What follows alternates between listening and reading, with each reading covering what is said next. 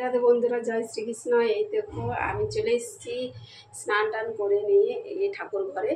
আর এখন আজকে তো প্রভু জগন্নাথ দেবের স্নান যাত্রা। তো এই শুভ জগন্নাথ দেবের স্নান যাত্রাতে সবাইকে, আমার বন্ধুদেরকে অনেক অনেক ভালোবাসা আর প্রভু জগন্নাথ দেবের চরণে শতকোটি প্রণাম। তো চলো, এই তো এসে গেছি। আর আগে আমার গোপাল সোনাকে স্নান করিয়ে নেব, তারপরে এই যে গোপাল সোনাকে স্নান করিয়ে, রাধারানীকে স্নান করিয়ে প্রভু জগন্নাথ দেবকে স্নান করাবো। বন্ধুরা, এখন খুব প্রচণ্ড গরম। এই জ্যৈষ্ঠী মাসটা যে গরম কখন যাবে কে জানে বাবা। এই গরমের দিনে এত কাজ। আর এই গরমটা খুব এবছর খুবই পড়েছে, খুব গরম লাগছে। বৃষ্টি হওয়ার তো নাম নেই। আর দেখো, আমি স্নানের জলটা তো একদম রেডি করে নিলাম। তো যেহেতু আজকে তো জগন্নাথ দেবের স্নান যাত্রা, তো পঞ্চামৃত দিয়ে আমি গোপাল সোনাকে আজকে স্নান করিয়ে নেব আর জগন্নাথ দেবীকেও স্নান করাবো। তো পঞ্চামৃত বানাতে যেটা লাগে তোমরা তো সবাই জানো যে 5টা জিনিস দিয়ে পঞ্চামৃত বানানো হয়। তো আমি ঘি, দুধ, দই, মধু, শর্করা সব কিছু একটা বাটির মধ্যে সব কিছু রেডি করে নিচ্ছি। আর আমার গোপাল সোনা আর রাধারানী কি সুন্দর চুপটি করে বসে আছে। তো এত সকালে যে কাজ থাকে এই গরমের মধ্যে, সব কিছু করে আমাদেরকে এই ভিডিও বানাতে অনেকটাই পরিশ্রম লাগে। তো অনেকটাই পরিশ্রমের মধ্যে দিয়ে আমরা এগিয়ে যেতে চাই। তো আমার সকল শ্রোতাদের বন্ধুদের কাছে একটাই অনুরোধ, ভিডিওটা স্কিপ না করেই দেখবে। আর যদি ভিডিওটা ভালো লাগে অবশ্যই লাইক করবে, শেয়ার করবে, কমেন্ট করবে। আর বেশি বেশি করে কমেন্ট করবে। তো তোমরা যদি কমেন্ট করো খুবই ভালো লাগে, কারণ তোমাদের গরম আর ভিডিও করলে হয় না, ভিডিওর মধ্যে অনেক খাটুনিও থাকে। এই ভিডিও করা, এডিটিং করা, সব কিছু ভয়েস দেয়া। আর এই গরমের মধ্যে পাংখা বন্ধ করে, আবার সবথেকে হচ্ছে যে ভয়েস দেয়া, পাংখা বন্ধ করে ভয়েস দিতে হয়। আর যে এই যে আমার গোপাল সোনাকে আমিও প্রথমে তো জগন্নাথ প্রভুকে স্নান অভিষেক করিয়ে নিলাম, তারপরে এই যে আসনের মধ্যে বসিয়ে রেখেছি, তারপর গোপাল সোনাকে স্নান করিয়ে নেব। আর গোপাল সোনা স্নান হয়ে যাওয়ার পর আমি রাধারানীকে স্নান করিয়ে নেব। তারপরে তোমরা দেখতেই থাকো যে আমি কি করছি। তো সবটাই আমার সাথে থাকো, সবটাই তোমরা সঙ্গে থাকো। তোমরা সঙ্গে থাকলে আমি অনেকটাই এগিয়ে যেতে পারবো তোমাদের ভালোবাসাতে, তোমাদের পাশে থাকাতে। আমি তো অনেকটাই এগিয়ে গেছি, আর তোমাদের ভালোবাসাতে অনেকটা এগিয়ে যেতে পারবো।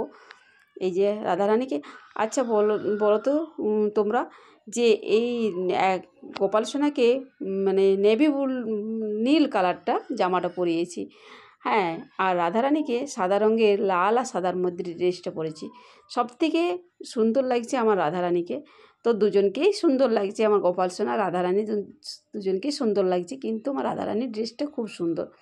আর রাধারানীর মুখটা এত সুন্দর চকচক করছে, কি বলবো বন্ধুরা, এত সুন্দর রাধারানীর মুখটা, খুব সুন্দর লাগছে।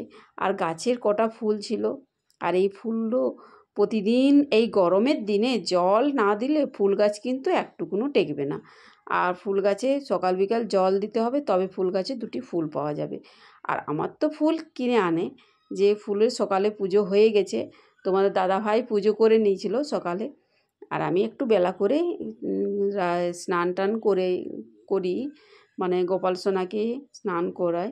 তো এখন একটু দেরিতেই আমি করলাম। আর এই ফুলগুলো, এই যে ফুলগুলো এখন দিচ্ছি, এইগুলো আমার গাছের ফুল। আর এই গরমে গাছের ফুলগুলোও ফুটতে চায় না, জল খুব দেবে। টবের গাছ তো, মাটিতে গাছ লাগালে যদিও ফুল পাওয়া যায়, কিন্তু টবের গাছের একদম ফুলগুলো শুকিয়ে যায়, সকাল বিকাল জল দিতে হয়। আর দেখো কত সুন্দর লাগছে। আর গীতাটা ছিল, এই জগন্নাথ প্রভু আমার উপরে তাকে থাকে।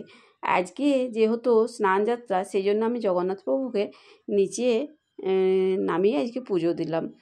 তো এই যে গোপাল সোনাকে স্নান টান করিয়ে, রাধারানীকে স্নান টান করিয়ে আমি আরতি করে নিলাম। আর এই দুপুরের ভোগটা, এইটা দুপুরের ভোগ দিলাম বন্ধুরা। সকালে নিত্য সেবা তো হয়ে গেছিলো, এখন দুপুরে ভোগ দিয়েছি। সামান্য আমার যেরকম সামর্থ্য থাকে আমি সেই রকমভাবে ভোগ নিবেদন করলাম। তোমরা পারলে এই দিনে খুব ভালো ভালো ভোগ নিবেদন করবে।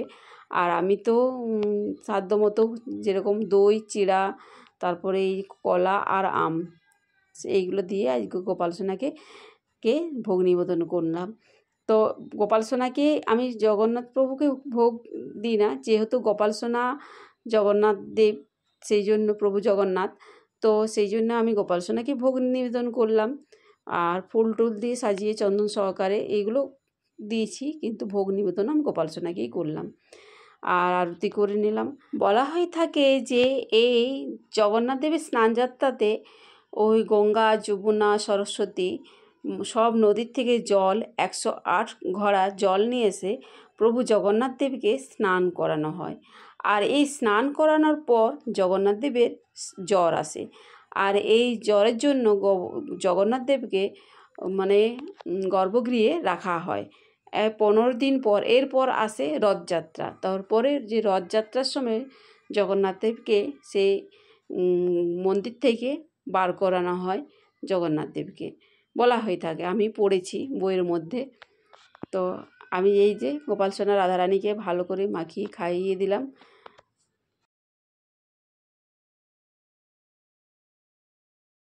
ভিডিওটা আমি আর বেশি বড় করলাম না, এখানে ছোট করেই তোমাদের সাথে শেয়ার করলাম। আর ভিডিওটা ভালো লাগলে লাইক, শেয়ার, কমেন্ট করবে। আর ভিডিওটা আমি রাখছি, ততক্ষণ জন্য সবাই ভালো থেকো, সুস্থ থেকো। পরবর্তী ভিডিওতে আবার আসবো।